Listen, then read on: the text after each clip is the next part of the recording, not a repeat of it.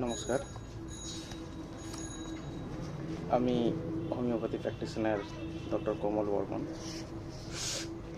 আজকে একটা বিশেষ বিষয় নিয়ে আলোচনা করব, যে কিছু কিছু মহিলা মানুষের বা মা বোনেদের, যেমন ছেলেদের দাড়ি মোচ হয়, সেরকম অনেক লক্ষ্য করা যায়।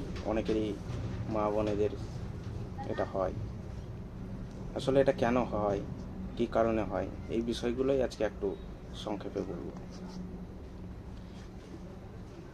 সবার আগে জানতে হবে যে ছেলে মানুষের কেন দাড়ি মোচ হয়। আসলে এটা হওয়ার পিছনে একটা হরমোন কাজ করে, যেটা টেস্টোস্টেরন হরমোন। এই হরমোনটাকে আমরা অনেকেই মেল হরমোন বলে চিনি বা জানি। এই হরমোনটা আসলে ছেলেদের পুরুষত্বকে, বডি ডেভেলপে, মাসল ডেভেলপে, দাড়ি মোচ ডেভেলপে সাহায্য করে। তাহলে প্রশ্ন হচ্ছে যে মেয়েদের কি এই টেস্টোস্টেরন থাকে বা হয়?